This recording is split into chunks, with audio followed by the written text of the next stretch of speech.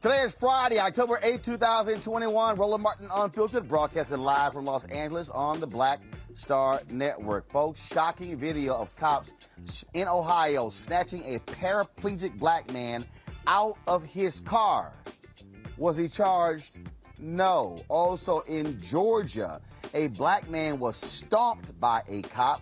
He was already on the ground and subdued. Folks, when you see the shocking video, it'll blow you away. Folks, September jobs reports out. Disappointing numbers. We'll talk with the black economist about what it means for black employment. Also on today's show, North Carolina State Representative Charles Graham announces his run for Congress. Boy, a really stunning video where this white candidate goes directly at the issue of the history of race and racism in North Carolina. Wait until you see this video. Also in our Education Matters segment, Bethune-Cookman University wants to reshape how business professionals transform the world economy. Folks, been a great show for you. It is time to bring the funk. I'm Roland Martin Unfiltered on the Black Star Network from LA. Let's go. He's got it. Whatever the miss, he's on it. Whatever it is, he's got the scoop, the fact, the find. And when it breaks, he's right on time and it's rolling. Best believe he's knowing. Putting it down from sports to news to politics. With entertainment just for kicks, he's rolling. It's on go, roll, y'all. It's Roland Martin, yeah. Rolling with Roland now.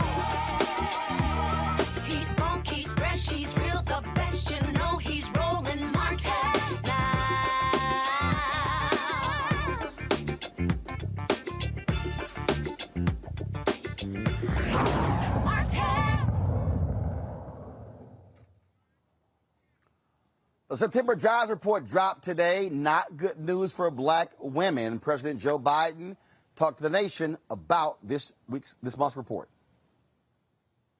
Today, for the first time since March of 2020, the American unemployment rate is below 5%.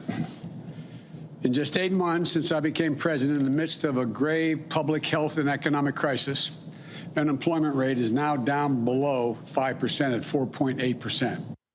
In total, the job creation in the first 8 months of my administration is nearly 5 million jobs.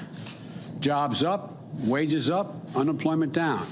That's progress. And it's a tribute to the hard work and resilience of the American people who are battling through this pandemic, working to keep their businesses afloat. Now, that's overall, but what about black women? Dr. Christian Brody joins us right now. She is the Brookings Metropolitan Policy Program Fellow. Dr. Brody, glad to have you on the show. Jobs report in September does not look good for black women. Unpack it for us. Yeah, so I love what the president said, and he's absolutely right that we are seeing more increases during his presidency than under the previous person. But yeah, things do look good overall. 5.2% in August down to 4.8% in September. But the real problem is teens, right? So if we look across black people, we see that the rate for black women went from 7.9% in August down to 7.3%. That's good. We see a decrease there. For men, from 9.1 to 8. For teens, 17.9 down to 15.7. The rate did go up this month for Latino or Hispanic teens aged 16 to 19. It went from 15% up to 17.4%. And some of the reason for that is we are seeing more people coming into the labor force as UI and other types of benefits ran out. And so people are having to put their lives at risk of getting COVID in places where maybe there's not a vaccine mandate or a mask mandate and having to go back to work, particularly Black and Latino women who are overrepresented in these essential jobs that put them at risk. So, again, it looks like it's good numbers, but look, they never all talk about specifically for African Americans. What does the September jobs report look like for black men and for black youth? Yeah, so for black men, again, we see the rate come down some from 9.1 down to 8%, but that's still really high compared to 4.8, right? Like it's dropping for black men, but not nearly far enough. And for teens, we're talking about 15.7% for black teens compared to 10.6% for white teens. So we're still way above the average. And if you look at the 13-month period between September 2020 and September 2021, we see that black teens have had the highest average unemployment rate at 17.64%. Well, look, at the end of the day, we still see how COVID is impacting the economy, inflation. What about that? Because, of course, the Federal Reserve is concerned about that. The possibility of inflation continuing. Are we seeing a drop off there or stabilization there? What are we seeing? I think we don't really need to worry about inflation right now, and I'm sure some of my fellow economists would disagree with that. But with this many people that are out of work, and I would say that these numbers understate the actual unemployment rate. When you look at the number of long-term unemployed or people who have not looked for a job within the last 4 weeks because they haven't been able to find anything. And we're talking about almost 6 million people that aren't even looking anymore because they've become discouraged, right? So it's like we need to be focused on getting people back into jobs, and then we can worry about inflation. I think another thing to think about is the number of people that work. We're still seeing lots of people teleworking, and we know that Black and Latino people are underrepresented in those jobs. All right. Dr. Christian Brody, we appreciate it. Thanks a lot. Thank you. All right, let's bring in my panel right now. Of course, we have Michael Imhotep, host of the African History Network. Glad to have you here, Michael. Also on today's show, Tammy Allison. Of course, she is the partner attorney, and Kelly Bethea, communications strategist. Glad to have all three of you here. Michael, I'll start with you. The reality is this here. We could talk about the jobs report. The wages is still a hugely important deal. And so that is something that we still have to deal with. What folks are paying. You still have progressives fighting for $15 an hour, a living wage. We're still talking about how do we achieve race equity and inclusion for African Americans. And so, although President Biden, Democrats might be happy with that low unemployment number, it's always a different story for us as African Americans. Yeah, it's definitely a different story. And even though, I mean, right now, we're really dealing with a tale of two nations, so to speak, or a tale of two cities, so to speak, because at the same time that you have 10 million available jobs right now, you got 10 million available jobs. You also have people who say it's hard to find a job, they can't find a job, and you have employers begging for laborers. You have employers begging for workers, and we've seen an increase in wages. So one of the disconnects is because of COVID, there's more obstacles that people have to overcome, especially African Americans have to overcome to get to the job, okay? You may have had a car, and during COVID, you were down and at home, you let the car go. We see that 300,000 women left the workforce in the last month, and also we also see that we see students sent home, thousands of students sent home because of coronavirus outbreaks in their schools, et cetera. So we're dealing with a number of different obstacles getting to available jobs, okay? So there has to be, we got to really focus on removing those obstacles and actually connecting us with those jobs. It's different if jobs don't exist. There are 10 million open jobs right now. Kelly? No, I agree with Michael, but I also have to take into consideration the kind of jobs that are available and how people are actually applying to jobs nowadays. The pandemic brought to light just how valuable workers are. And even though there are people still looking for work, there are also people who are holding out on working, not because of employment or anything like that, but they actually realize their value right now. Finally, in that they're not going back to the workforce if there's not going to be a component of work from home. They're not going back into the workforce if the minimum wage isn't higher, if they're not being paid their worth. There are still jobs on LinkedIn and other job search sites where they're requiring like a slew of credentials and qualifications, but the salary doesn't match. So things have to change in that regard as well when it comes to these numbers, when it comes to when people are looking for work and the rationale behind why people aren't going back to work as quickly as the administration thought they would be. Tammy? Hi, Roland. I believe that Black women specifically are tired, okay? The inherent bias in the policies and procedures, no matter what industry you're in, it exists. And Black women no longer want to deal with that. And as the other panelists stated, they know their worth. Black women are also the #1 rising business owners in this country. So I believe that with all of the things that have been happening to Black women when we talk about discrimination in the workplace, coupled with the pandemic and the year that we've had in the post-summer of 2020 social and racial justice unrest, I don't think that Black women want to deal with the shenanigans of facing bias in the workplace. And I also think that's something that we should think about and take into consideration when we're speaking specifically about the job numbers and how Black women are not necessarily represented in being able to obtain those jobs. And in the same breath, I think it's important to look at these companies who have claimed to be diverse and to implement these new diversity, equity, and inclusion strategies, but they're still looking for workers. And it's important to note who is sitting at the table to screen these applicants, because a lot of times they don't look like this panel.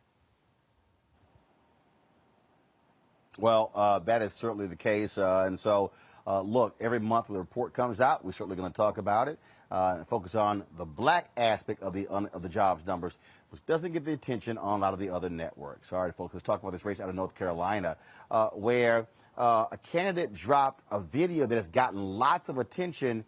You rarely see a white candidate running for office speak this explicitly about race in announcing his campaign. Watch this. When I was a young boy, the KKK announced a night rally in my home county. A cross burning with hundreds of Klansmen to terrorize the blacks and Lumbee. We were a poor farming community, black, white, and Indian. My parents and grandparents were sharecroppers like many. The police chief warned the Grand Dragon, "These people don't want your trouble." The Klansmen called us mongrels, half-breeds, and told him the Klan would show him how to handle people like us. That night they rolled in with their cars, their crosses, and a single light bulb hooked to a car battery. 50 Klansmen. Not a bad turnout on a cold night. Problem is, they were surrounded by 400 Lumbees. Simeon Oxendine had been a tail gunner in a B-29 during the war. Verdia Locklear was 4 months pregnant. Neil Lowry was the local barber. Hundreds of normal folks deciding to stand together against ignorance and hate. Lowry shot out the light. The Klansmen scattered. By the time the sheriff arrived to fish them out of the swamp, the press was running with the story. The Battle of Hayes Pond, where one town beat the Klan. A piece of forgotten history, worth remembering, especially today. In Washington, lies turn to violence. And the biggest lie is that America is at war with itself. That you can't trust your neighbor, that they want something that's yours, that you must live in fear of them. But the people who stood up at Hayes Pond refused to be afraid. I grew up with their story, and the lesson is human dignity is a human right. When I started teaching special needs children in the 80s, they had almost no rights in our schools. So I spent 30 years fighting the system to recognize their humanity. And as a legislator, I don't play politics. I study, I listen, and I vote my conscience.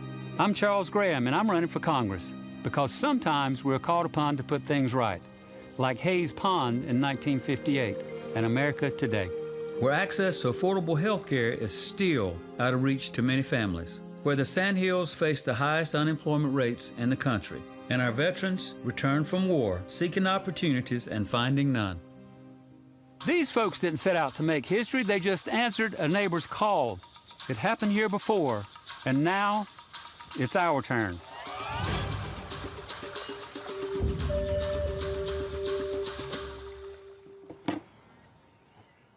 Well, joining us right now is Charles Graham. Welcome to Roland Martin Unfiltered on the Black Star Network. Thank you, Roland. It's a pleasure to be on your program this evening. I don't know, Roland, how many times you've had a chance to have a sharecropper's son on your program and a grandson of sharecroppers. It's amazing to be here, and I'm honored to be a part of your program tonight. I'm a proud Lumbee, Roland, and I'm on. All right, then. All right. Well, I'm the only. Go ahead. So you're the only. Go ahead. The only in the North Carolina General Assembly, and I'm the only. Well. Excuse me. I'm sorry. Go ahead. No, go ahead. I'm proud to say that I serve on the American Legislative Black Caucus in my seat, and I want to tell you about our rollout. Roland, I'm very proud of it. I'm very proud of our message, and I believe. Well, it's gotten a lot of attention. It's got a lot of attention. Folks have been talking about it, and you were just very direct about this. And did you have any people who say, "I don't know, Charles, maybe that's not how we open up"? How did you say, "No, this is how we're going to launch this campaign"? Well, listen, my campaign is about unity, and this is what the Hayes Pond citizens demonstrated in 1958. We experienced people in this video coming together to fight hatred, to fight bigotry. And Roland, we moved forward to 2021 from 1958, and what do we see? We see the same type of bigotry, hatred, trying to undermine our democracy. The one difference between 1958, Roland, and 2021 is they weren't wearing sheets. This story talks about unity and division, how people can work together. And that's my message to the citizens of Congressional District 9. If we stay that way, of course, Roland, we have to go through redistricting. But, that's what we're all about. We need to unify. We need to work for the common values and have a representative in Congress who will do that. And that's what I'm about. And I would ask your viewers today, and I know you have folks who are very interested in what I'm talking about, and that is not dividing our country, unifying. And I would ask your listeners to support my campaign. VoteCharlesGraham.com. Go to my campaign website, support Charles Graham. And I think everyone understands, Roland, that I'm running against the far-right extremists who are determined to undermine our democracy and continue to divide us. That's not what Charles Graham's about. And I want that story to be told. You talk about those far-right extremists. You've been having to fight them in North Carolina. I've spent an inordinate amount of time on my show in the last decade talking about the viciousness by which the Republicans in North Carolina have been trying to lead. In many ways, what you're now seeing in Georgia and Texas and other places really started in North Carolina after Obama won that state by 14,100 votes in 2008. You're absolutely right. Absolutely, Roland, you are right. That's when we saw the General Assembly in North Carolina, after we had, obviously, during that time, redistricting, and they rolled out maps that were going to be in their favor in terms of maintaining control and running their agenda. And we still see that. I have served in the General Assembly. This is my 6th term. I have served in the minority for 11 years, and I have prepared myself, Roland, to move forward, and that's to go to Congress and support our president. Our president needs allies. We have a very small window of opportunity to maintain the control we have in Congress. So, yes, I have seen that, and it began when our President Obama was elected, and it's been moving that direction ever since. Questions for my panelists. First up, Kelly, your question for Charles Graham. Sure. So as a result of this campaign video going viral, you've come under scrutiny regarding your stance on LGBT plus issues. I would like to know, considering how you voted back in 2016 on HB 2, I believe, how has your viewpoint changed? And what do you plan on doing once you get into Congress regarding those issues? Thank you for that question. After HB 2, and I think it may have been 4 or 5 years ago, after that vote, I realized that that vote caused a lot of pain and hurt in the transgender community. I worked very hard after that to repeal HB 2, was successful, and I want folks to understand that Charles Graham understands and has seen and experienced discrimination. When I was a young man playing baseball, playing sports, participating, I had the fellows who was participating on my team, they protected me from racism. I know what racism is, I know what discrimination is, and once I took that vote after and at this moment, I'm sorry, I apologize. And you don't hear too many people or too many politicians actually apologizing, and I'm sorry. And I'm running for Congress again to unite us, not divide us. And my tenure, hopefully, in Congress will be one that the LGBTQ community will be proud of, not discriminatory, and respecting their rights to coexist in our society. Tammy. Thank you, Roland.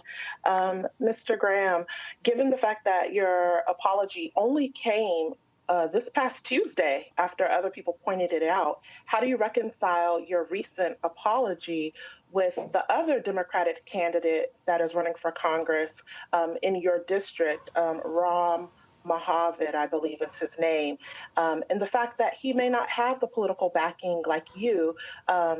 Myself, I did run for Congress here in Texas District 6, so I understand the importance for raising money to put out a commercial that is as polished as yours. And it takes a lot of money.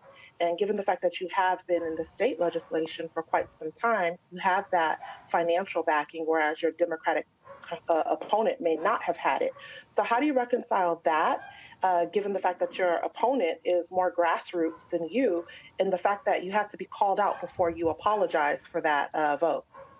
Well, you know, one of the things I'm proud to talk about is my experience. I'm an experienced legislator.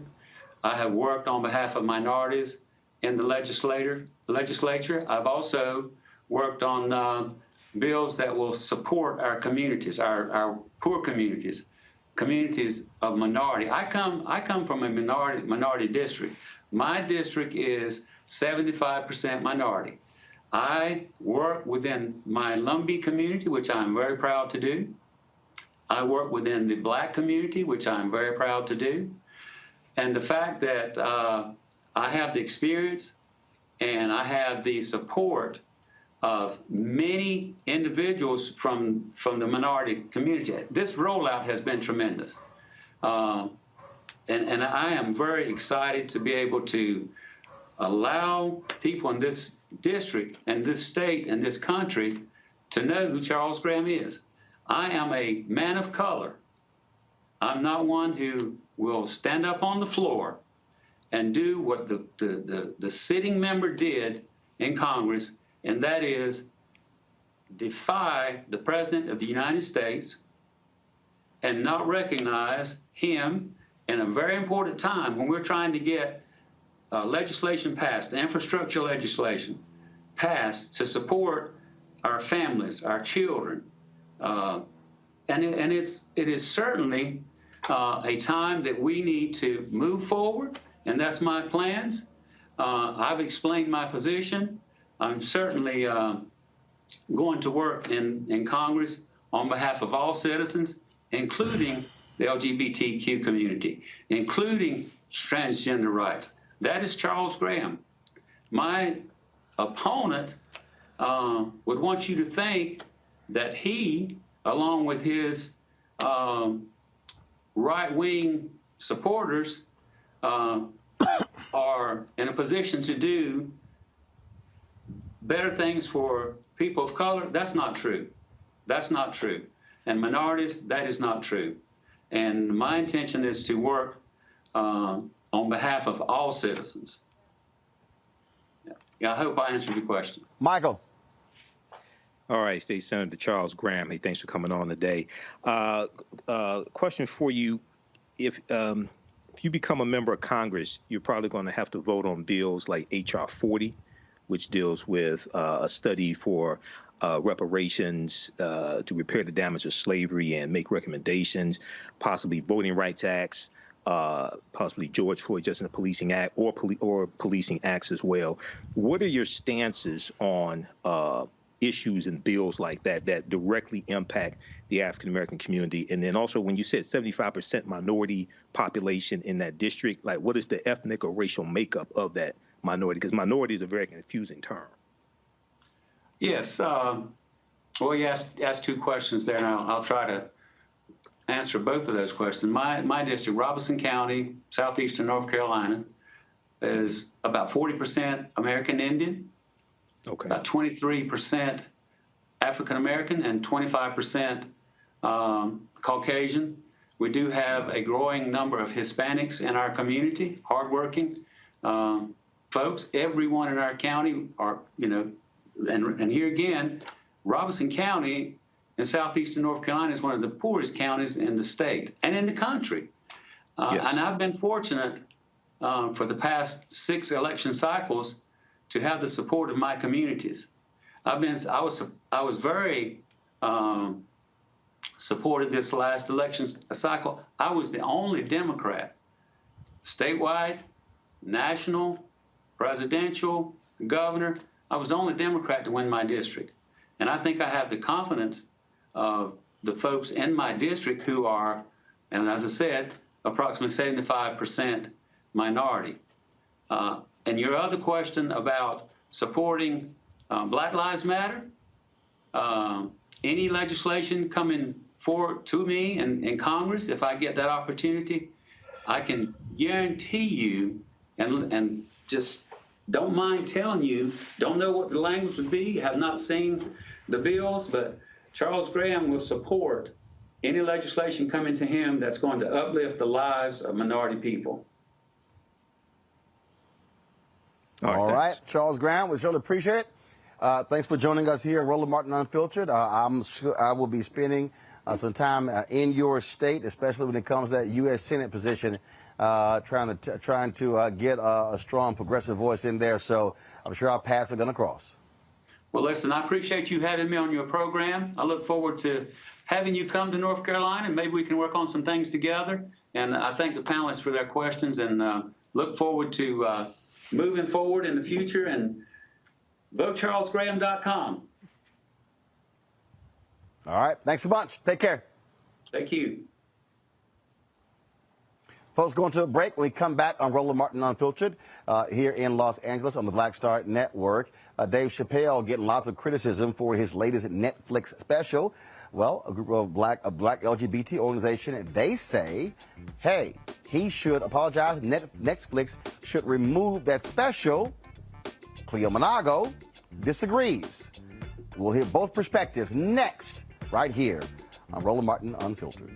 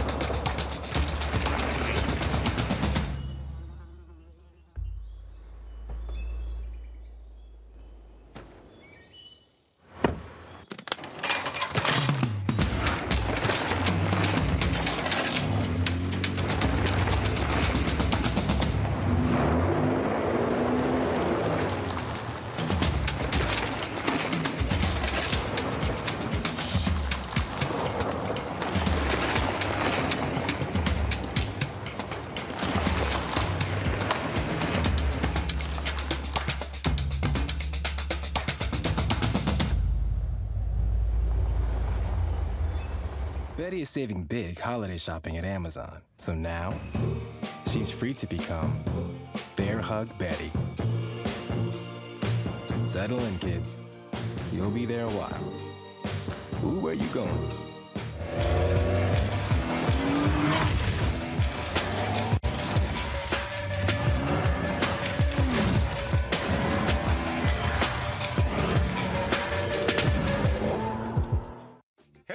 I'm Godfrey, and you're watching Roland Martin Unfiltered, and while he's doing Unfiltered, I'm practicing the wobble.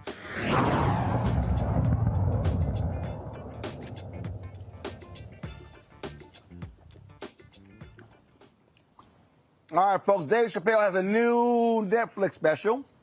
It's called The Closer. Well, not sitting well with a number of LGBT organizations.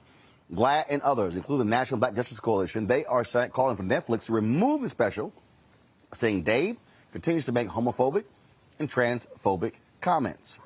Last night, he had a screening of his documentary at the Hollywood Bowl. I was in attendance. He made it perfectly clear. He said he's not concerned.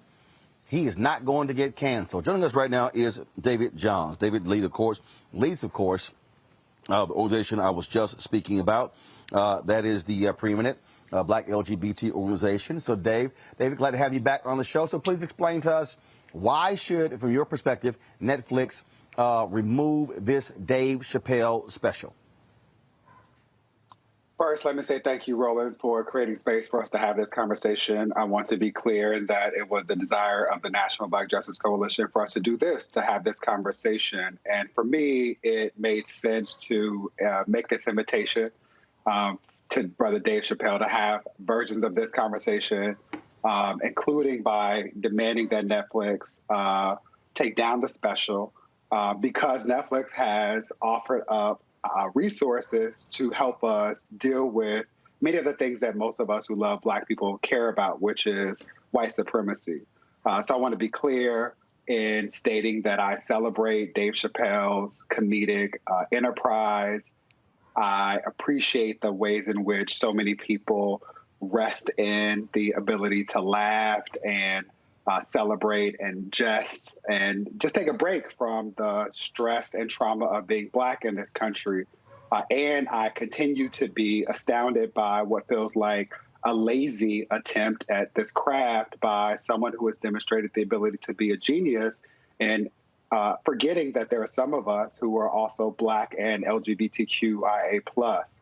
And so, again, all of this to say that I'm very well aware of Mr. Chappelle's comments about resting in the privilege that allows him to feel no regard for the implications of his comedy. And as someone who leads an organization that cares greatly about the overlooked and neglected needs of Black, queer, trans, and non-binary people, I'd like us all to do a little bit better. So how do you respond to folks who say, look, these are comedians. They talk about everybody. They talk about Black people. They talk about gay people. They talk about trans people. They talk about women. They talk about politicians. They talk about everybody. Many comedians say that's what comedians do. You're not going to a keynote speech. You're going to a comedy show. Right.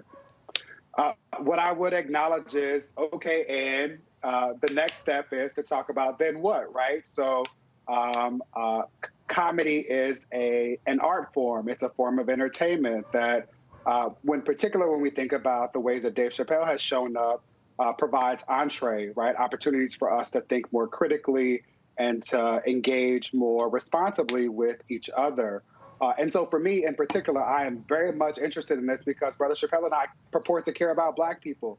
And in particular, when the comedy could lead to Black people, in particular Black people who are women, who are trans, queer, non-binary, who do not have the privilege to say, I don't care what people are saying about me because they're millionaires and have deals with Netflix, right? When we're talking about everyday people who don't have those privileges, I remain concerned about the implications of the jokes or the art form. And let's just keep it a buck, right? We're Black people. And a part of this, what I've heard is people say, like, it's jokes. You should just be roasted. And there's two things that are important for me. One is that's about community, right? If I am in a situation where we're playing the dozens, we should be on equal footing.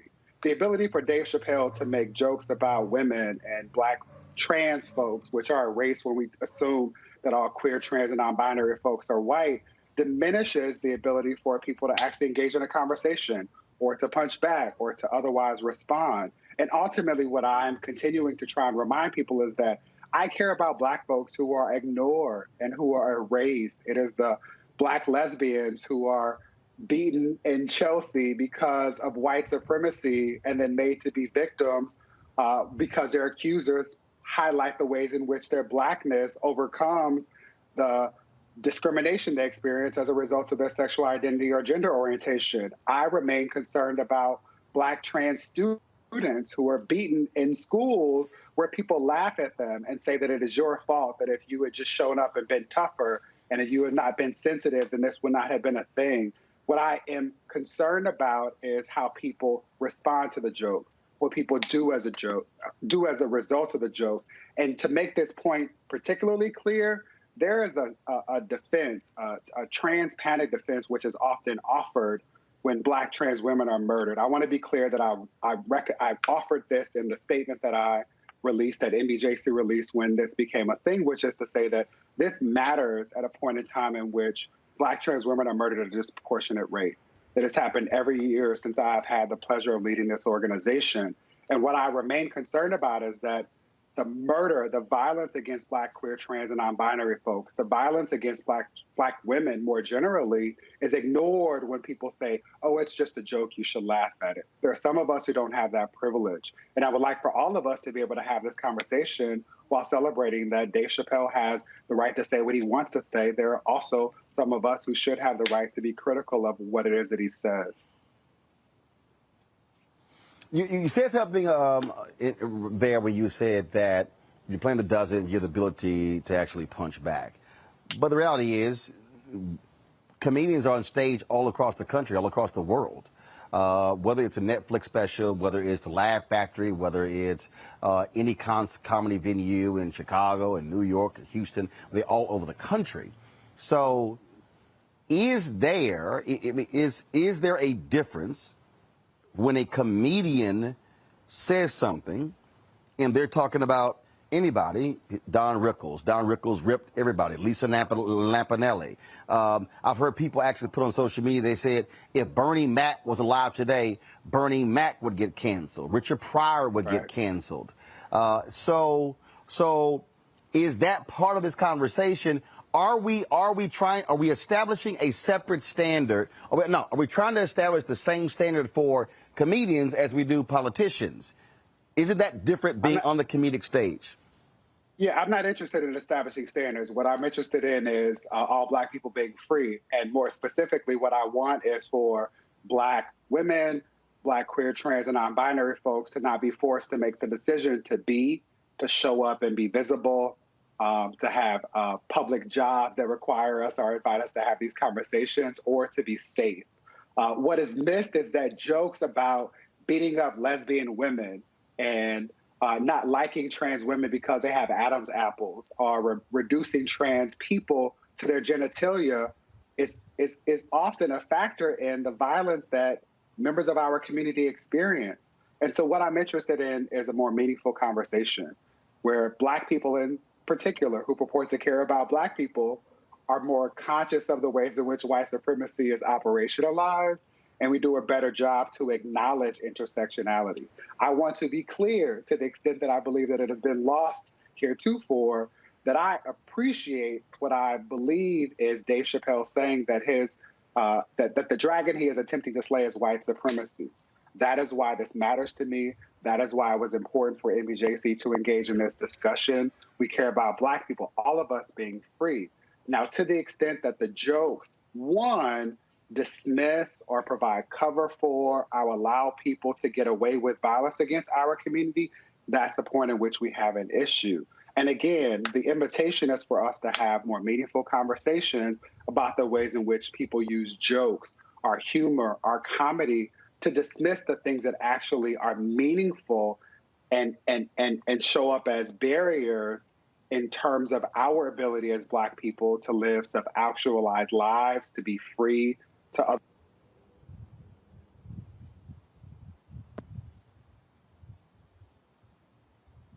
Questions from each one of my panelists.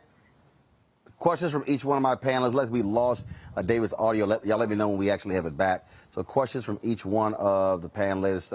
First off, Tammy, your question for David Johns.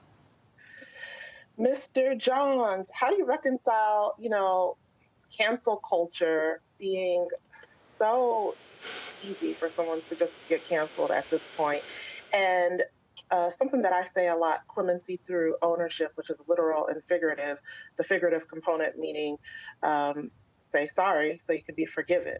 So if Dave Chappelle were to apologize for his comments, would you still have the same sentiments of, pushing for him to be quote unquote canceled, given the fact that in this, he's not apologizing. Just real quick. He ain't apologizing. Last night's show, he made it perfectly clear. No. He made it perfectly clear. He ain't apologizing. And in fact, Stevie Wonder even came on stage and talked about what we should be canceling. He was there in support of Dave. All right, David, go ahead. I don't know that I had anything to say. I was actually cut out of the conversation because of the audio. But again, I would just simply highlight that it must be nice. No. Right? Okay, no, hold on. Dave, what's it? Dave, hold on. Dave, David, hold on. David, hold on. So you didn't hear a question? I did not. I heard the last part of your comment as I was able to come back Okay, in. Tammy. Hold on. So, Tammy, restate your question to David so we can answer.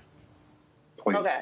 So, be clear. Dave Chappelle is not apologizing. He said if this is what canceling is, he loves it, right? So my thing is, how do you reconcile, informing and educating the community, right, about the importance of not, being rude or belittling the LGBTQ community, but also not being so quick to cancel whenever our culture doesn't necessarily fully comprehend and understand the significance and the cultural impact of some of these statements sometimes. And I said that I always say clemency through ownership, which is literal and figurative. Say sorry to be forgiven. Got it. And we know that he's not going to apologize. David? Yeah, I appreciate that, Tammy. Really thoughtful question. I want to acknowledge that this is not easy at all. There's no simple answer. I don't want to suggest that there is. I do want to name that it must be nice to rest in the privilege of being a millionaire who can say whatever you want without regard for how it might impact other people who do not have access to the privilege that you have been afforded to have access to, and just simply do and be and say. And again, what's challenging for me is knowing that the reality is that so many of us, not all of us, I don't purport to speak for all of us, but so many of us do not have that privilege. We are on track to have this year be the deadliest year with regard to the murders of Black trans women. And often, NBJC issues statements, much like the statement we issued around Dave Chappelle, around the murders of Black trans women that doesn't get a modicum of the traction or energy that this has received. And so my hope is that while Mr. Chappelle continues to do whatever he will do because he's privileged enough to do that, that we will continue to have these conversations. And that as a community of people who purport to care about Black people, that we will do better. Not only with regard to our language and with regard to how we have conversations with one another, but how we protect and support one another in more meaningful and measurable ways. Michael. All right. How you doing, David? Don't necessarily have so much of a question, but a comment and an observation here. And I've been reading this about Dave Chappelle. I haven't seen the special yet. One of the criticisms that he's getting is defense of comments that the baby made that people are saying were homophobic as well. And we know the baby got canceled and disinvited from different events. And the concern that I have is that when African Americans are dehumanized, whether it's in music, whether it's in specials called the N-word, B's, and things like this, the outrage doesn't take place to talk about removing that artwork that dehumanizes African Americans. But and very quickly here, so the baby got disinvited from different events and festivals for making homophobic remarks on stage that was not part of a song. It wasn't recorded, anything like that. But he got invited to the festivals after making songs that dehumanize Black people. And people are largely silent on that, okay? So that's the conflict that I have, okay? So, that's my perspective on this. Okay. No, I appreciate that. I appreciate that. Your thoughts on that? Yeah, I appreciate that. And for me, the problem with the jokes and the presentation of this conversation via this big platform is that it affirms this lie that all Black people are cis, heterosexual, and think and operate in the same way, and all queer people are white. And that is a lie. Right. And so if we step back from that, the thing that I find frustrating is that most people are now engaging in this conversation without regard for the fact that, as Dave Chappelle referenced, the baby shot somebody in Walmart and then rapped about it in a song where he told his child, I would do it again. That is a problem. We talk so much about violence in the Black community. I want to offer a footnote. There are so many people who have been introduced to NBJC for the first time. Welcome to what we do. We're not new to this. We engage in similar conversations when we're talking about Tony McDade, the Black trans man who was murdered the same week that George Floyd was murdered by the Tallahassee Police Department. We show up and talk about and support Jasmine Koenig, a founder of this organization who has been in this space before, to talk about Ed Buck, a perpetrator of violence, systemic violence against Black, queer, and same-gender-loving men in particular. We show up and talk about this with regard to Nigel Shelby and Black students who are bullied and suspended. we agree in the space of wanting to ensure that all Black people can be free. For me, it's important to highlight for folks that don't have access to the information, who would never read a book about intersectionality, who don't know anything about Kimberly Crenshaw's groundbreaking essay mapping the intersections, to appreciate that as long as there have been Black people, there have been Black, queer, trans, and non-binary people. We have always been beautifully diverse. The issue with the special, and I encourage you to watch it, which is vexing for me in this space where I'm like, we shouldn't be continuing to talk about this, but it also provides us with opportunities to talk about this, is to simply say this. We agree. We're only having this conversation because Dave Chappelle says in the special, I care about Black people, and my issue is white supremacy. What is missed so often, particularly with regard to Mr. Chappelle's comedy, is that intersectionality is a thing. And there are Black, queer, trans, and non-binary and non-conforming people. And it is us, not white people. It is not white queer people. He talks about LGBTQ people as if they are white and talks about the movement that they are winning. It is them, white folks, who win, not us.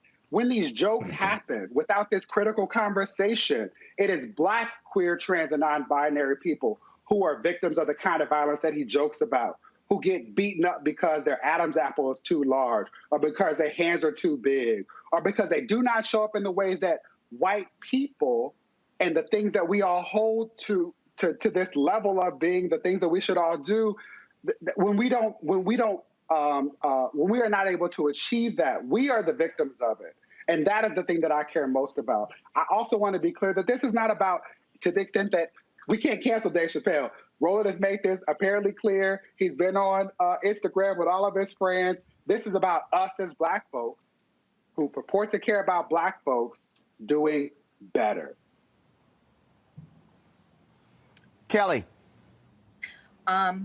First and foremost, thank you, David, for coming on and speaking about this. I'm a huge fan of yours. I follow you on everything. But I wanted to make clear how, and it's more of a comment than a question, but I would love your thoughts on it, how cancel culture has been just very conflated when it comes to accountability. I don't see this as being a canceling Dave Chappelle notion so much as it is the fact that all Black lives matter, and Dave Chappelle and other people who have the privilege of having a platform as large as Netflix need to be held accountable to the notion that all Black lives matter, that there are ways to be funny and to critique culture and to critique society without disparaging the most marginalized among us, especially within the Black community. And and finally, well, kind of finally, I saw a lot of comments over the past couple of days, and I want to make note that I have not seen the special, but his previous specials also touched on this, so I feel like I can say a little bit of it.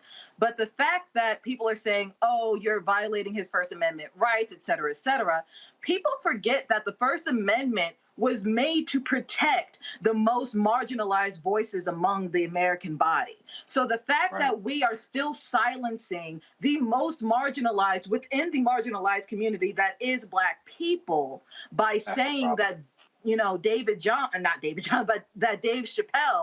is able to say whatever he wants simply because he's a Black man, that is a disservice to not only Dave Chappelle and the LGBTQ plus community, but it's also a disservice to how the First Amendment is supposed to be exercised. So it's like, why is it that the most marginalized among us have to remain silent when the First Amendment is actually supposed to protect them? I love you, and not just because you are singing my song, but because you are thinking critically. And I want to be clear that I don't expect, nor do I want people to always agree with me, but I do want us to be able to have conversations about how we do better to ensure that all of us can get free. And the thing that I've struggled most with is the hypocrisy of so many people who have continued to say to me, it's just a joke. I found it funny, therefore you should say nothing about it. If Dave Chappelle had the freedom to make jokes, as he will clearly continue to do, I and other people should have the freedom to say, I watched the special twice over. I also know that this is not new, and I didn't find it funny. And two truths can exist at the same time. Beyond that, to your point, Kelly, I will continue to say that my issue and interest is in ensuring that all of us can be free. We are now actively having a fight, a conversation that hopefully will lead to us being able to pass the Equality Act. And the issue for me is that too many Black people consider the Equality Act a gay piece of legislation, something that will benefit white gay people or LGBTQ people generally, because again, the assumption is that all gay people are queer.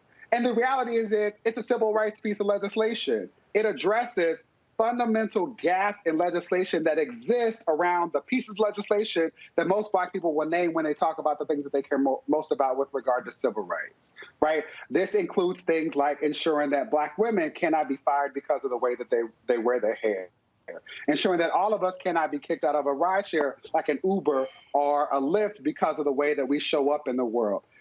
I care about Black people. I really don't care as much about what George Carlin has to say or Rosie O'Donnell.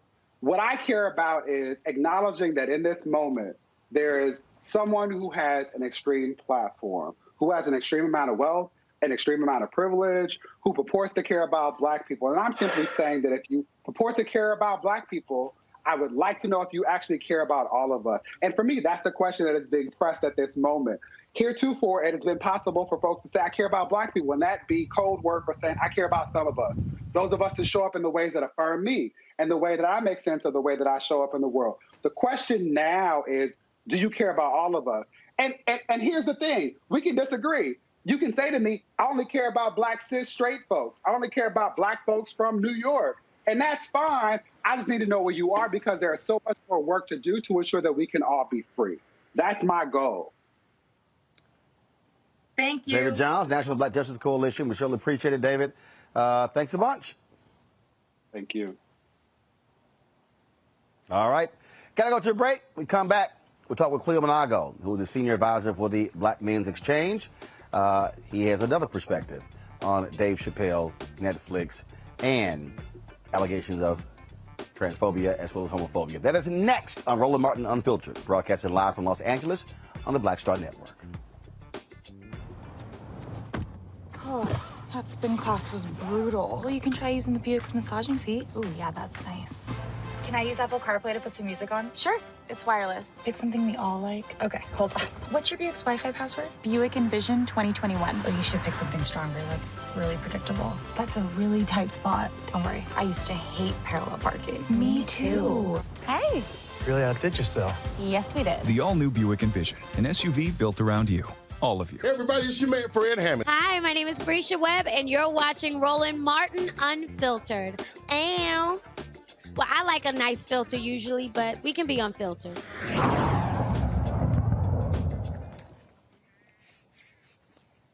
So yesterday, Dr. Cleo Monago sent me a text message asking me were we going to be weighing in on this Dave Chappelle issue. I said, sure. He joins us right now. Cleo, how you doing? I'm doing well, Mr. Martin. How are you? Man, where are you? You in the basement somewhere? I can barely see you.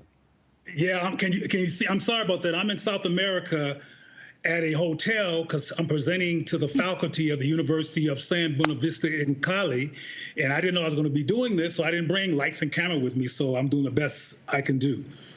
All right. Can you see me at all, though? All right, it's all good. Yeah, we can see you. We can see you.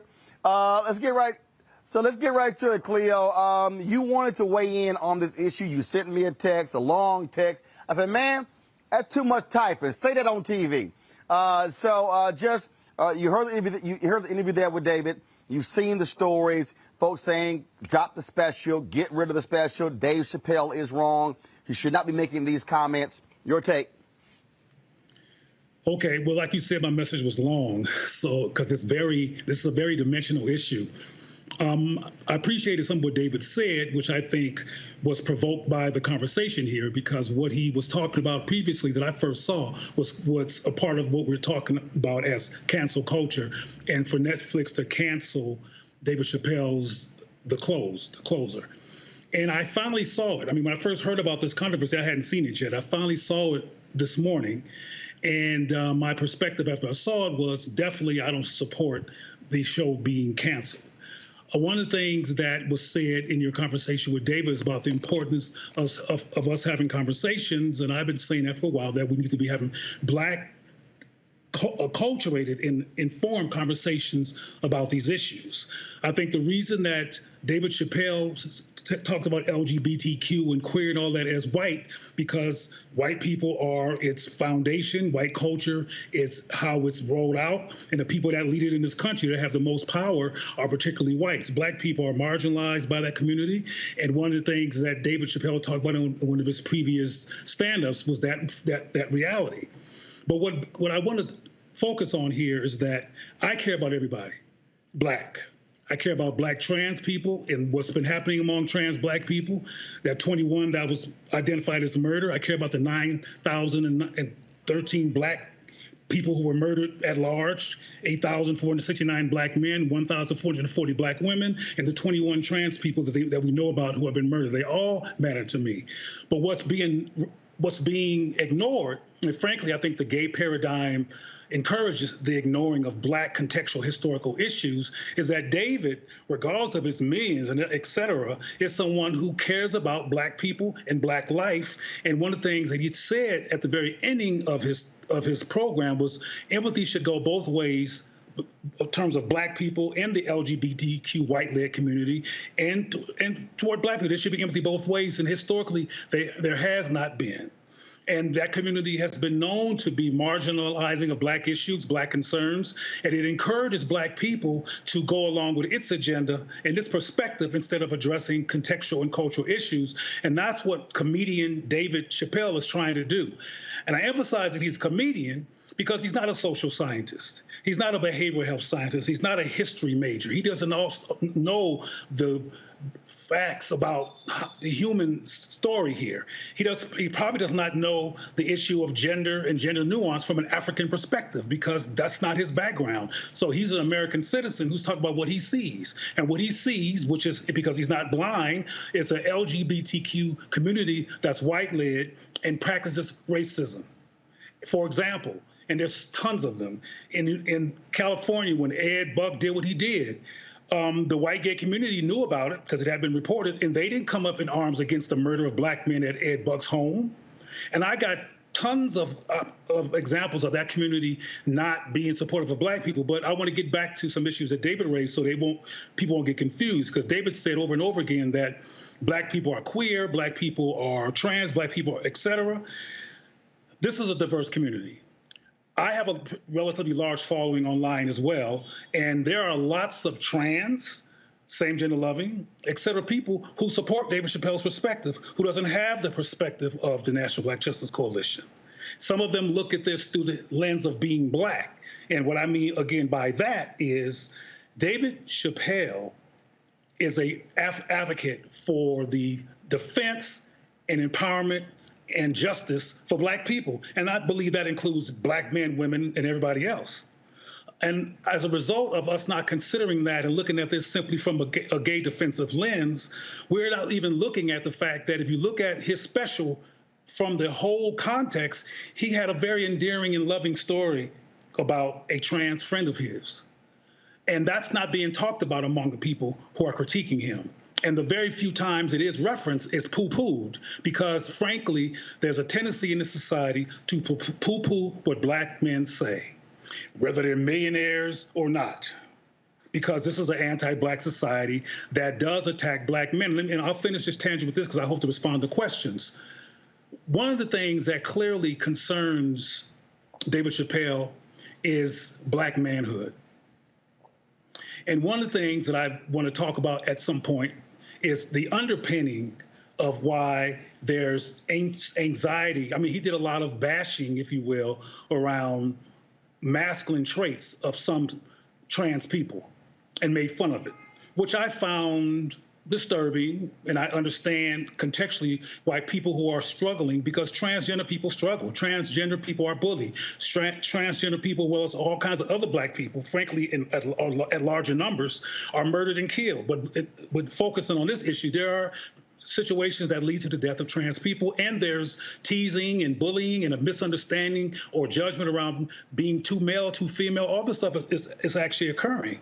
But canceling the likes of David Chappelle, cancels the opportunity to have a conversation about some of the things that's really causing Black people, including David Chappelle, anxiety along these lines. We're concerned about the emasculation of Black men. We're concerned about if what all Black men have gone through historically has led to gender confusion. I'm not saying that is my perspective. My perspective is nuanced, and I don't want to get into that now unless it comes out of some questions. But there's some, he's known, David Chappelle is known for being one of the comedians who was given a whole lot of money to put on a dress, and he said no. And instead of engaging meaningfully from a Black perspective why he said no, and what he was worried about, he was simply called femophobic, homophobic, transphobic. And that's what the LGBT community does. Even when Black people take on that paradigm, we don't engage Black anxiety and perspective around these issues to be educated about what's really going on. And if we did talk about the anxiety among Black people regarding the compromise of Black men, the impact of police brutality, the impact of castration, whether it's physical or social, all of these attacks on Black males, and now the particularly Black and male cancel culture. This is causing a rise in Black people some anxiety that is not being engaged and unpacked. Instead, folks are calling people homophobic and transphobic and canceling them. And just like with the baby, as I said when I talked about that, instead of getting on the baby's case simply and marginalizing him or re-marginalizing him like this country tends to do to Black men, we should have said, why did you say that? What inspired that perspective? What made you feel compelled at a concert that was not about homosexuality or sucking penises in the park? How did that come to mind for you, Jonathan? That's his real name. And the answers to that question, if he could actually bear them, would be very educational about what Black people are going through, what Black men are going through, what the anxiety is about this emasculation issue among Black men, which is at the core of some of David Chappelle's anxieties in comedy. All right, got it. Questions now from panelists. Tammy, first. And folks, I need tight questions, tight answers. Tammy, you're first. Thank you, Roland. And thank you, Roland, for giving us all this platform. I wanted to just ask you, how do you reconcile the fact that there have been other people that give underrepresented groups a voice and a platform who may have themselves been under the scrutiny of trying to be canceled, but people are not talking about that and the work that they've done to enhance Black culture, similar to Dave Chappelle? Is your question why is the cancellation of other people not coming up? Is that your question? Well, the attempts to cancel other people who have actually done good for the Black community, when I don't believe that anybody with a wide platform, with a large following, is intentionally trying to alienate the LGBTQ community. Well, let's put Mr. Chappelle in context. He's a comedian. People like him and Paul Mooney and others are allowed to tell some hard truths because it's going to be a punchline afterwards, and it's in the context of laughter, which is why he gets away with talking about such serious issues on a large platform. He is a comedian. We don't have people like Dr. Tommy Curry and other people who could break these issues down and could actually transform the Black community's behavior and consciousness, including the treatment of Black people who get a large platform. Instead of even canceling them, they're not even allowed in the door. The other people that you're talking about who are being canceled, whenever something affirms Black people, like the Arsenio Hall show did inadvertently, and other situations where Black people are affirmed, they are indeed canceled.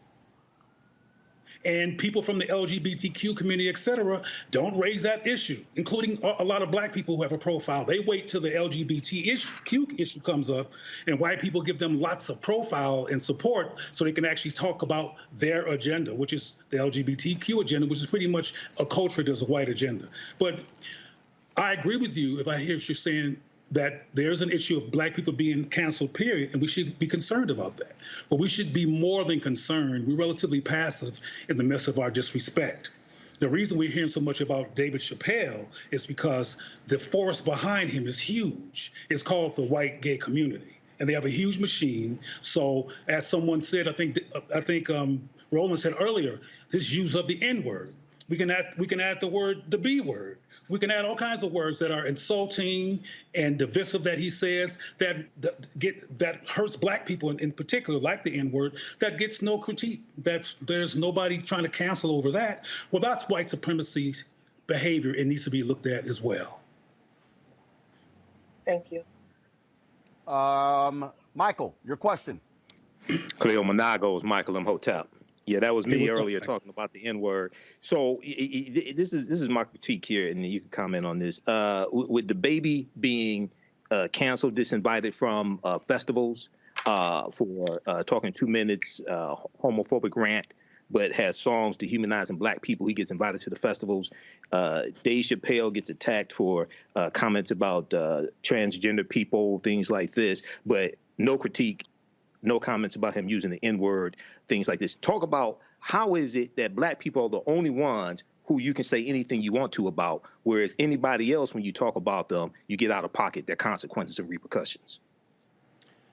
As I mentioned earlier, black people do not have the relentless, focused, unified, funded, and resource machine that the LGBTQ community has as a result of white people in white spaces with white privilege and white audacity creating that space. And I want to say, so I won't sound dismissive, that the white gay community exists, including with all its privilege, in response to having been profoundly oppressed once upon a time in this country, murdered and killed and harassed and locked up. So it's not that their behavior and their subjectivity is not warranted.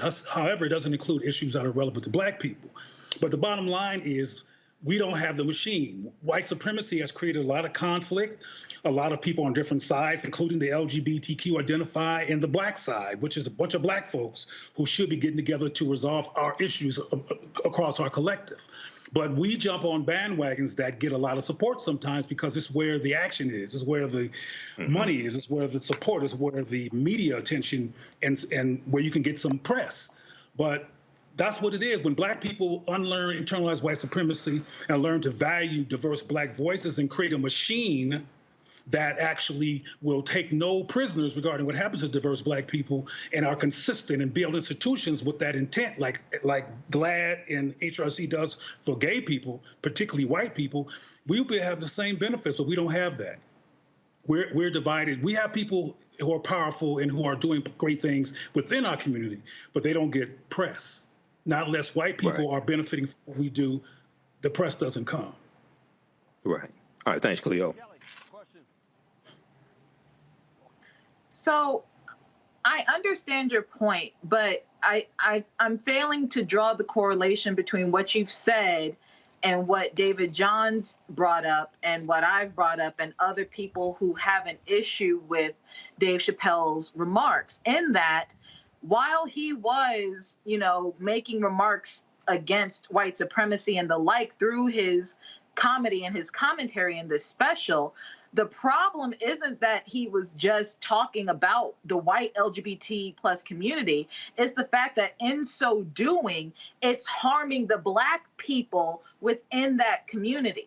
So again, this is a marginalized within the marginalized community saying, hey, this actually hurts me more than my white counterpart. Can you stop? And yet and still we have people literally just saying no and screw you. So how do you reconcile the fact that it's black LGBT people saying this is hurting me?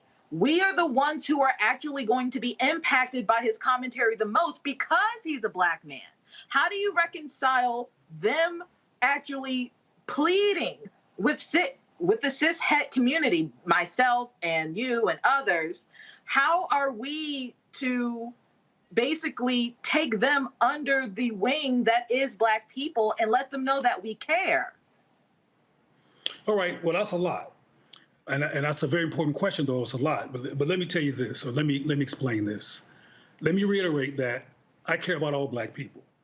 And my work, not abstractly, but directly affirms same-gender loving, trans, and bisexual people, along with the rest of the black family. So we're not in any kind of conflict regarding the importance of affirming people who are same-gender loving, et cetera. But a word that you mentioned is key. you talked about that black people are being harmed. Now, before I get to how universal the harm is, I want to mention to you that David is a powerful, articulate brother who came on here and raises issues. And David is one person, just like I'm one person.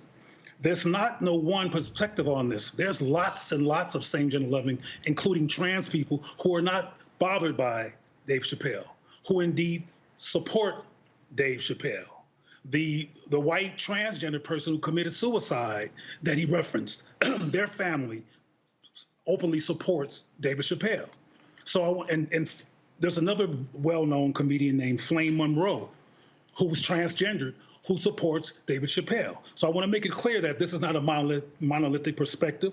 The National Black Justice Coalition is one organization, and there's other organizations with different perspectives, including the Black Men's Exchange, which doesn't share in terms of absolute precision to perspective of National Black Justice Coalition. Where we agree is that same-gender loving people, et cetera, trans, et cetera, should not be harmed. They should be allowed to be free. We agree there. However, the platform and the container in which we get to that point, we disagree with. I want to make sure that I talk about the harm. And I almost got emotional when I said that. In short, the white LGBT community and its paradigm prowess in politics has done harm to black people. If you do a study of HIV and AIDS, and there's many, many other examples of how white gays wrote out the HIV and AIDS epidemic in terms of care and resources, they marginalized black people, and by that act helped to create a epidemic that could have been further resolved if we were not put out by the white gay community. I can go on and on and on about the racism in the white gay community in terms of harm being done to black people. What David Chappelle is talking about as well is harm being done to black people. One of the powerful things that he says is, would you please stop punching down on my people? That's one of the final comments that Dave Chappelle says, actually after he had contextualized it quite clearly before he even said that throughout his hour and a half special. The harm is being done. And David Chappelle is concerned about that harm. Now, David Chappelle, to my knowledge, is not a same-gender loving or bisexual man. He made some inferences, I should say, during his interesting sexual inferences around glory holes, et cetera, during his stand-up. But he doesn't understand the nuances, the experience of same-gender loving people.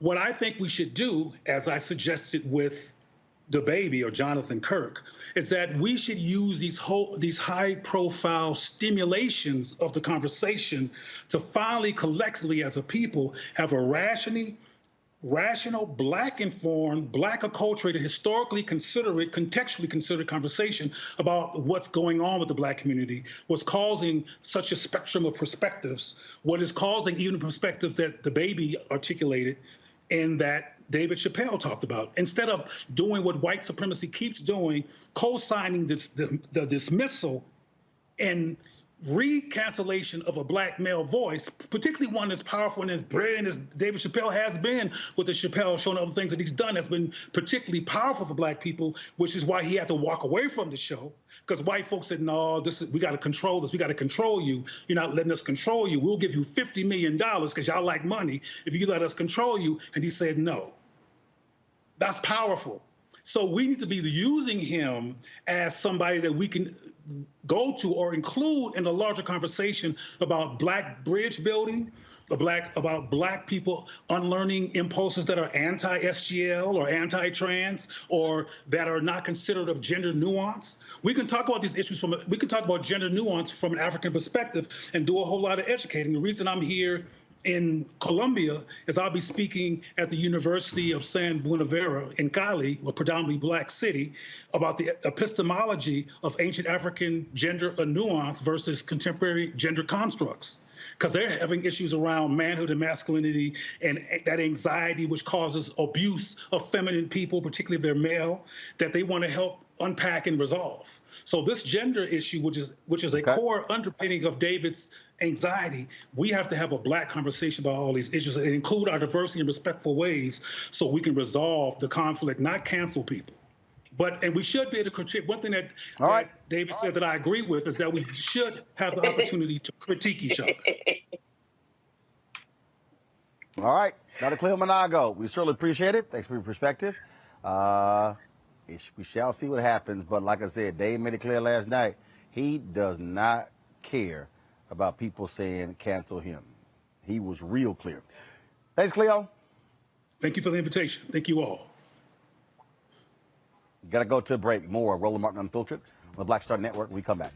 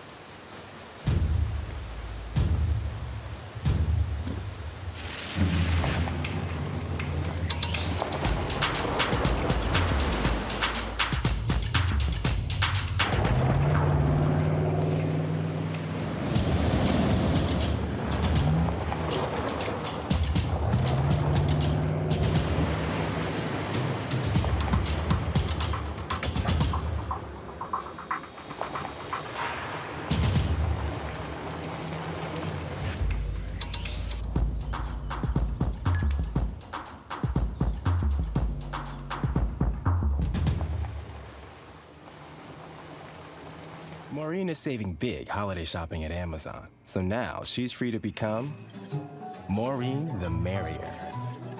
Food is her love language, and she really loves her grandson. Like, really loves. Hi, I'm Kim Burrell. Hi, I'm Carl Payne. Hey, everybody, this is Sherry Shepherd. You're watching Roland Martin Unfiltered.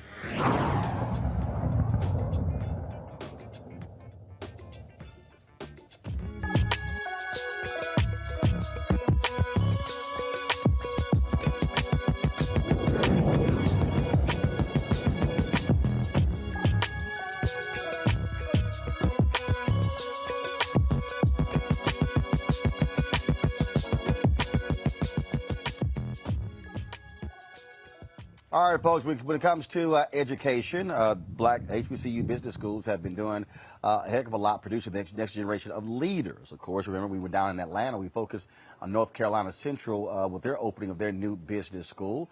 Bethune-Cookman, they have a new head of their business school there. Dr. Lawrence Drake heads up Bethune-Cookman's College of Business and Entrepreneurship. Dr. Drake, glad to have you, Roland Martin Unfiltered. Good to be here, Roland. Business has changed for a lot of people. The focus has always been going into corporate America, but we are seeing more and more people choose to be entrepreneurs, starting up businesses. And so what is going to be the focus of your 10 years, Dean? Well, the focus is actually to ensure here for the 20%. And that's for me and reshape the way Doc, hold tight 1 second. Doc, hold on. We really have some bad audio issues. And so we're going to try to fix that. I'm going to another commercial break. Folks, fix his audio. Then we'll come back and talk to the new head of the business school at Bethune-Cookman back at Roland Martin Unfiltered. Oh, that spin class was brutal. Well, you can try using the Buick's massaging seat. Ooh, yeah, that's nice. Can I use Apple CarPlay to put some music on? Sure. It's wireless. Pick something we all like. Okay, hold on. What's your Buick's Wi-Fi password? Buick Envision 2021. Oh, you should pick something stronger. That's really predictable. That's a really tight spot. Don't worry, I used to hate parallel parking. Me too. Hey. Really outdid yourself. Yes, we did. The all-new Buick Envision, an SUV built around you, all of you. It's time to be smart. Roland Martin's doing this every day. Oh, no punches! Thank you, Roland Martin, for always giving voice to the issues. Look for Roland Martin in the whirlwind, to quote Marcus Garvey again. The video looks phenomenal, so I'm really excited to see it on my big screen. Support this man, Black Media. He makes sure that our stories are told. See, this difference between Black Star Network and Black-owned media and something like CNN. I got to defer to the brilliance of Dr. Carr and to the brilliance of the Black Star Network. I am rolling with Roland all the way. Honored to be on a show that you own. A black man owns the show. Folks, Black Star Network is here. I'm real revolutionary right now. rolling was amazing on there. Stay black. I love y'all. I can't commend you enough about this platform that you've created for us to be able to share who we are, what we're doing in the world, and the impact that we're having. Let's be smart. Bring your eyeballs home. You can't be black-owned media and be scared. You dig?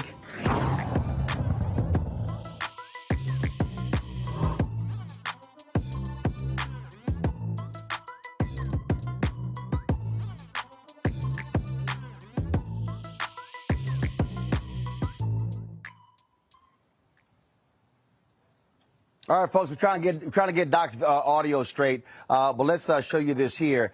This video shot of a Georgia cop on October 3rd that's got folks raging upset. Watch this.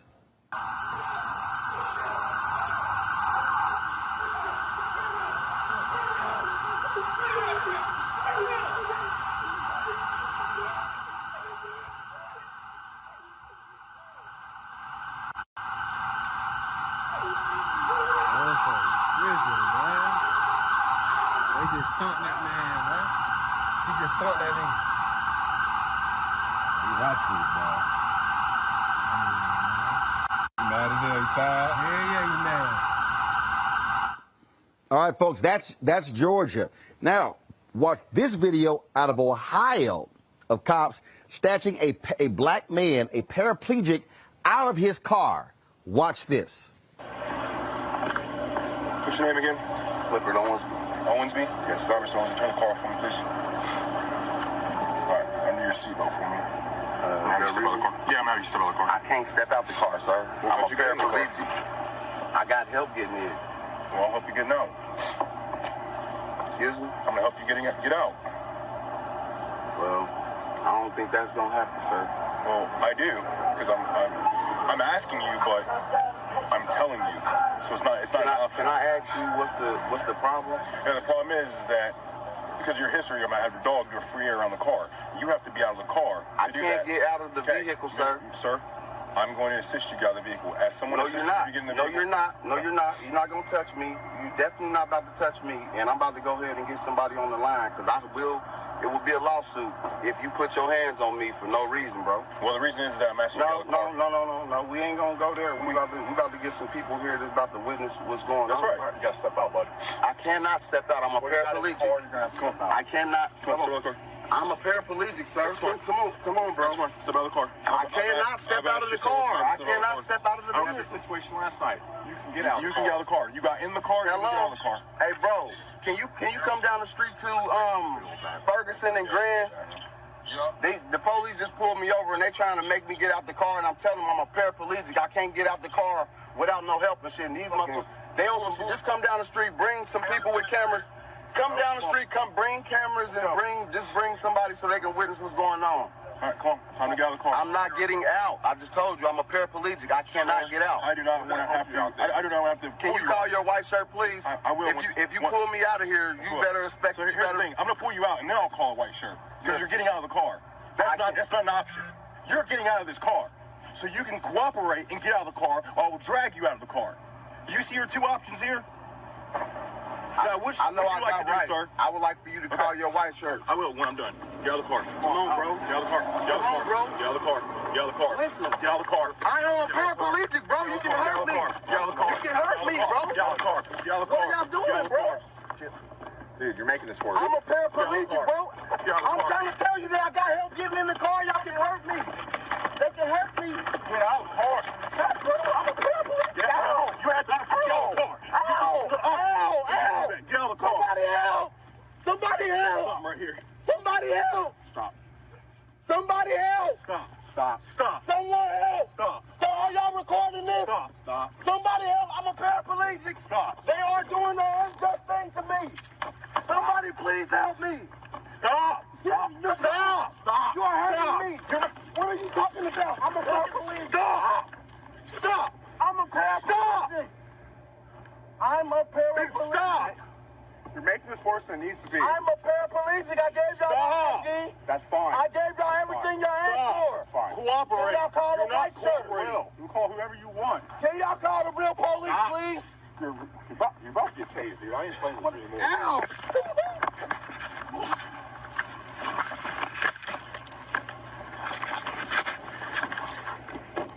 it so much harder than what it has to be. Last man there, his name is Clifford Owensby. Cops found no firearms or drugs in his car. Let's go to my panel, Michael Imhotep, Killer Bethea, Tim as well. I just, folks, this is, you talk about crazy. Michael, I'll start with you. The behavior of police officers. And when you look at this particular, with the brother who's a paraplegic, it's saying, well, we know who you are. We're going to be looking in your vehicle, things along those lines. And the crazy thing to me, Michael, is that they found nothing. And guess what? He hasn't been charged. Yeah, Roland, I posted this video on the African History Network last night. I saw it on D.L. Hughley's Instagram page, and I posted it on our fan page, and people have been commenting on it. And, I had a lot of questions here because, one, I was wondering, okay, the officer said, we know your history or something like that. What he said was a little muffled, and I'm trying to figure out, okay, what's really going on here? And then I was trying to figure out, why was he pulled over in the first place? Okay. And then the other thing I wondered, when you deal with a paraplegic, because I know this probably isn't the first time that they dealt with a paraplegic, what's the procedure? Because depending upon, why they're paralyzed from the waist down or what have you, you could injure them trying to pull them out the car. So, injure them further. So, actually, according to Clifford, he had an injured back before, and this re-injured his back. Yeah, I don't think it appears. I don't know the full story here. It appears those officers should not be on the street. It appears they should be fired because it didn't have to go down like that. He could have called a supervisor, et cetera. He could have talked. If Clifford had been white, I don't think they would have treated him like that. Kelly. I mean, I get sick and tired of seeing videos like this regularly, and the fact that they keep happening is just all the more disgusting. But the fact that how many times did this man need to say he's a paraplegic for you to get through your thick skull that he is not capable of getting out the car in the fashion that you wish he should get out the car? Further, he shouldn't have been having to get out the car in the first place, whether he's a paraplegic or not.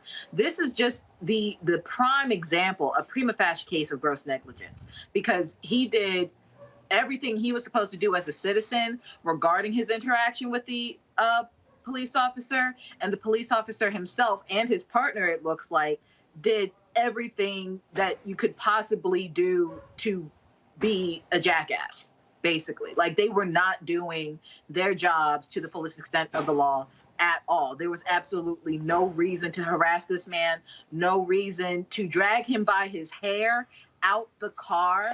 I mean, just the level of humanity that was not used in this situation is absolutely disgusting. They need to be up under the jail. Tammy Allison?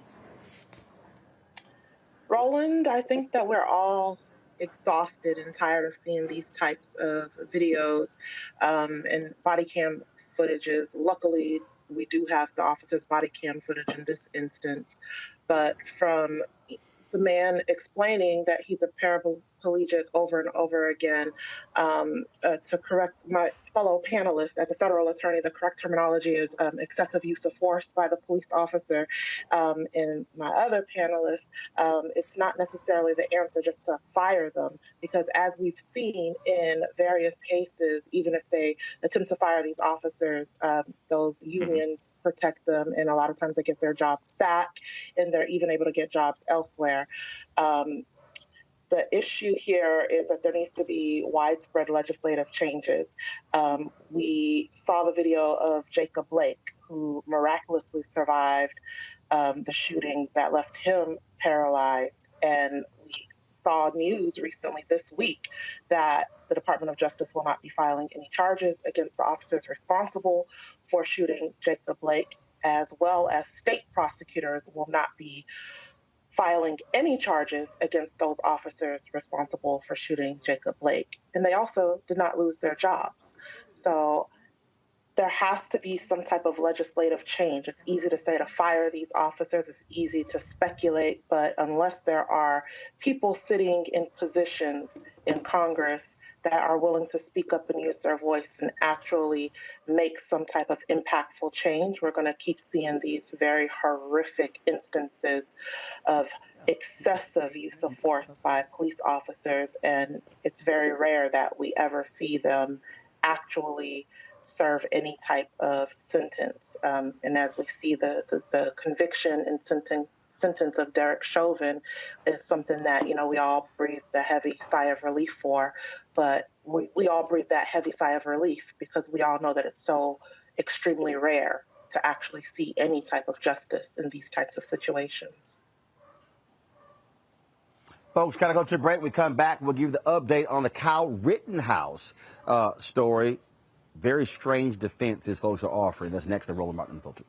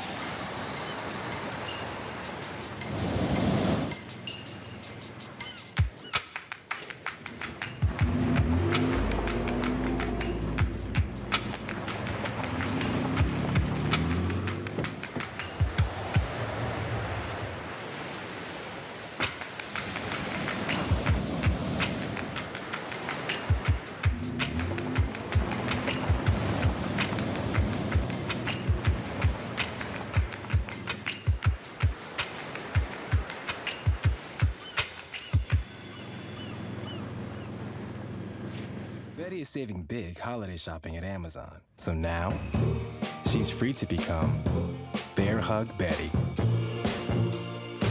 Settle in, kids. You'll be there a while. Ooh, where you going?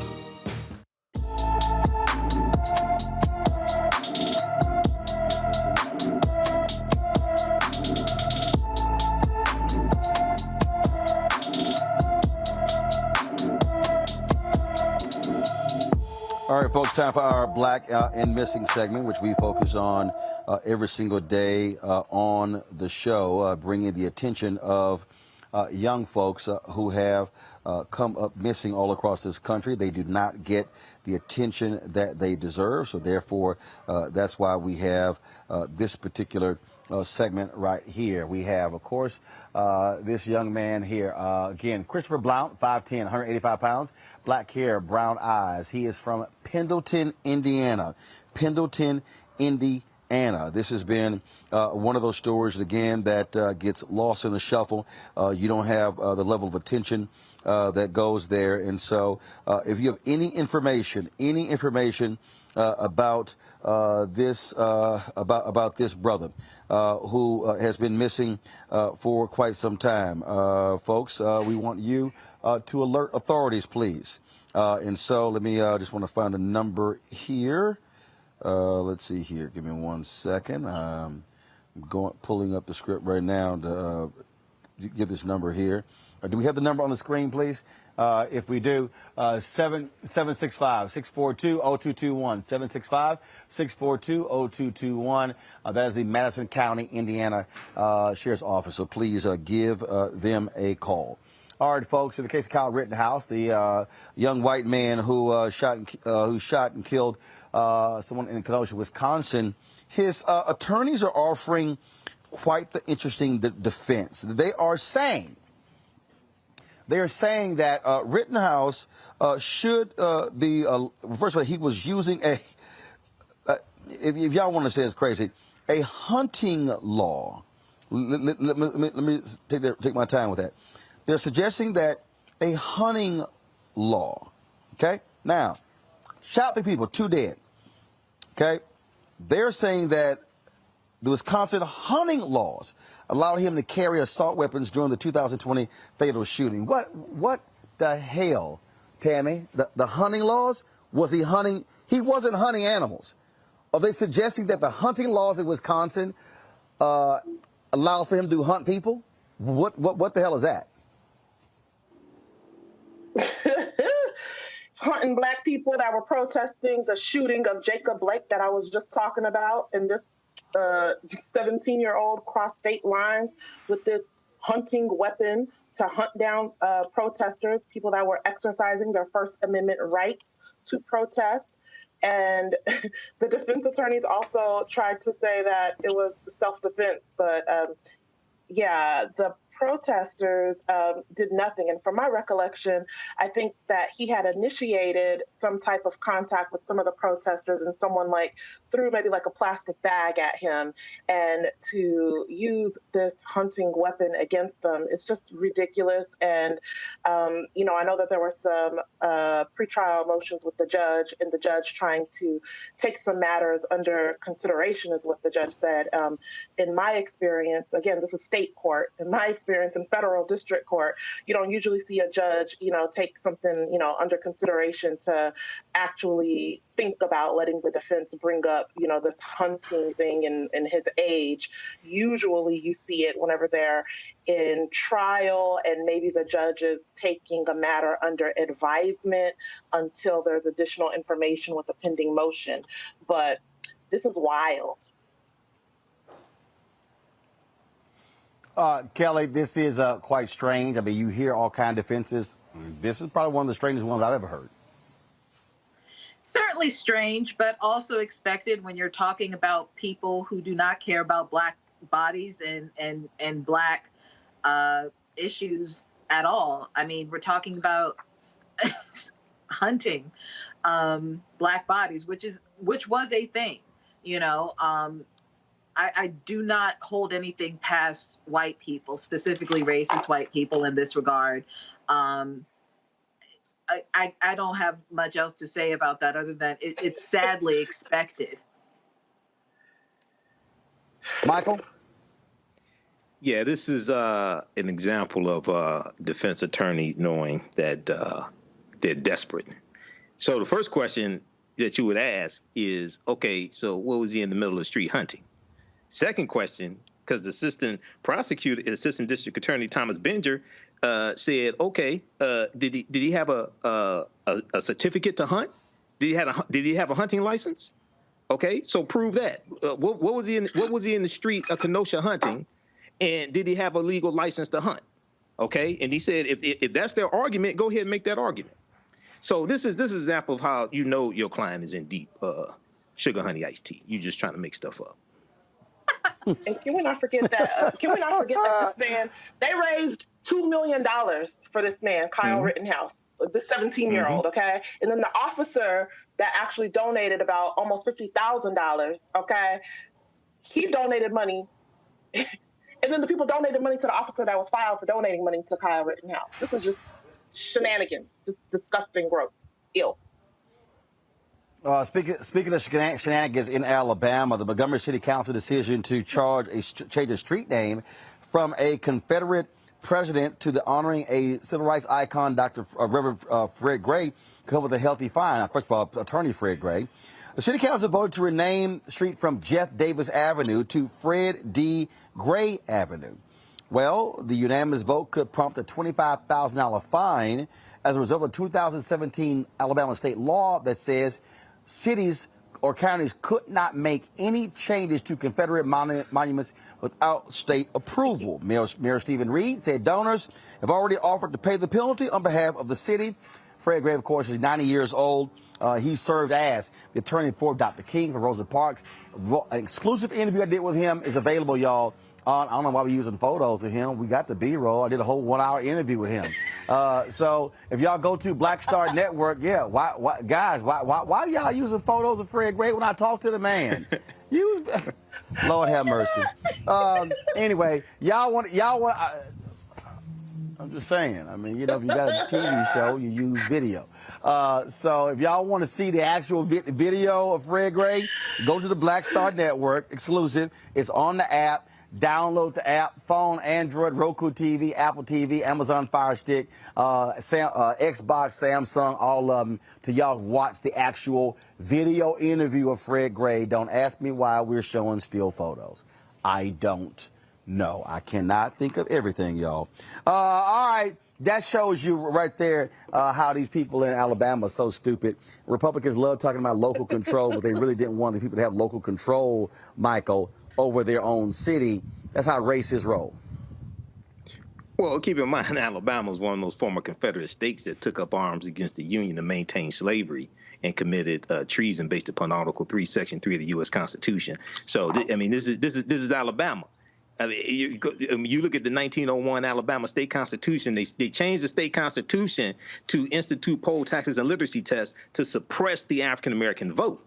So, yeah, they should go ahead and pay the fine. Fred Gray, fantastic man. He filed the lawsuit of Browder versus Gale, February 1st, 1956, that ended the Montgomery bus boycott, because that case went all the way to the U.S. Supreme Court, and that's what ended the Montgomery bus boycott December 20th, 1956. So, absolutely, he deserves it.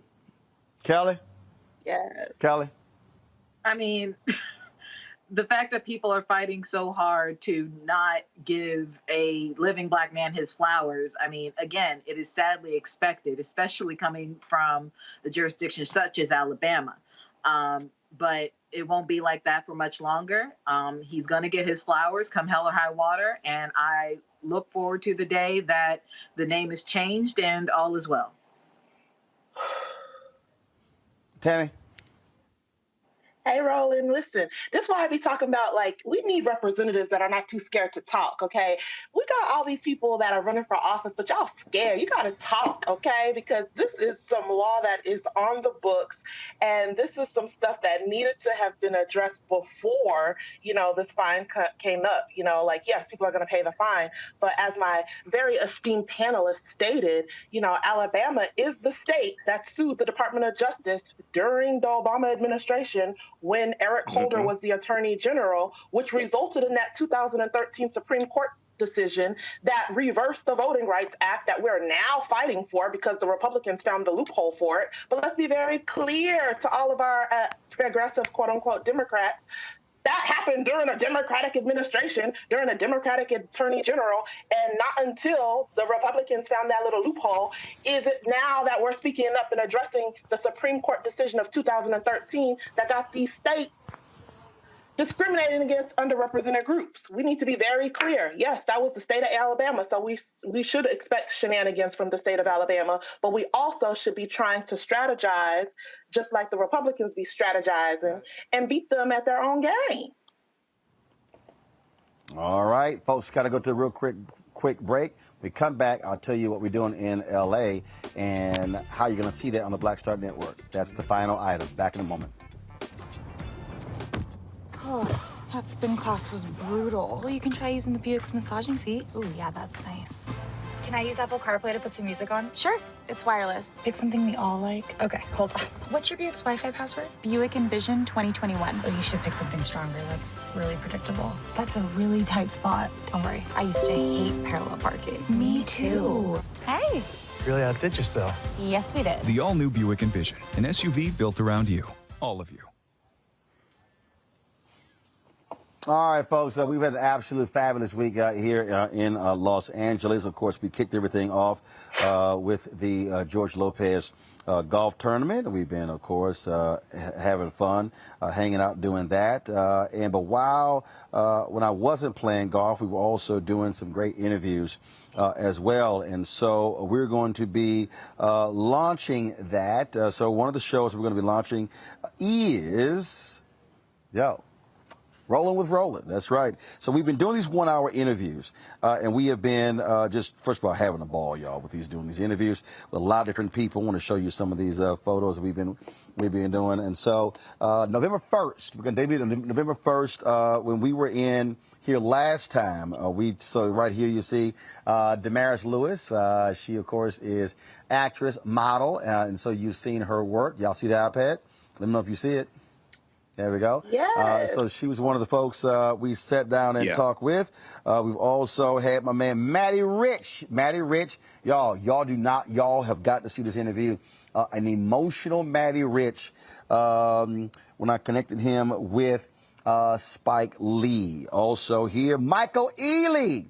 I had a great conversation with Michael Ealy. Yo, man, absolute, a lot of laughs there. My man, Laz Alonso, we talked to him.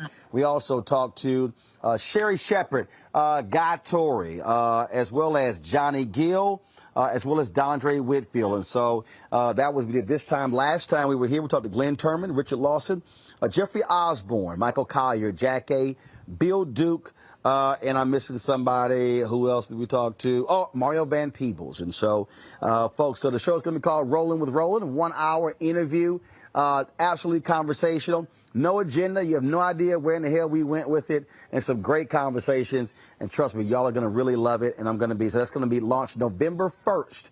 November 1st. Only on the Black Star Network. You must download the app. I'll be unveiling some other shows. I'm talking to folks next week, and so we'll be letting you know what those shows are as well. So a lot of things happening.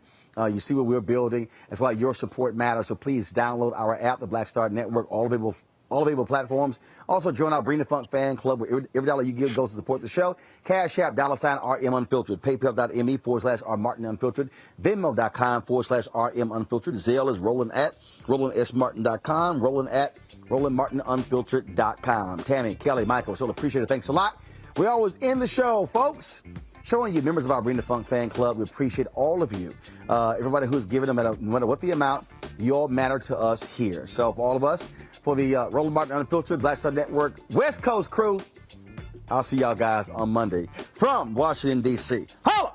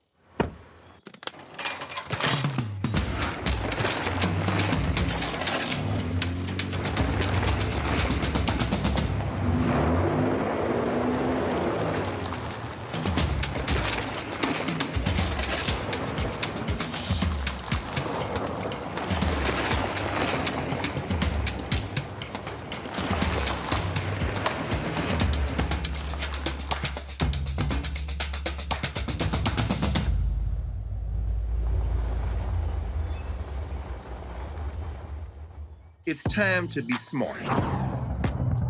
Roland Martin's doing this every day. Oh, no punches! Thank you, Roland Martin, for always giving voice to the issues. Look for Roland Martin in the whirlwind, to quote Marcus Garvey again. The video looks phenomenal, so I'm really excited to see it on my big screen. Support this man, Black Media. He makes sure that our stories are told. See, this difference between Black Star Network and Black-owned media and something like CNN. I got to defer to the brilliance of Dr. Carr and to the brilliance of the Black Star Network. I am rolling with Roland all the way. Honored to be on a show that you own. A black man owns the show. Folks, Black Star Network is here. I'm real revolutionary right now. Roland was amazing on there. Stay black. I love y'all. I can't commend you enough about this platform that you've created for us to be able to share who we are, what we're doing in the world, and the impact that we're having. Let's be smart. Bring your eyeballs home. You can't be black-owned media and be scared. You dig?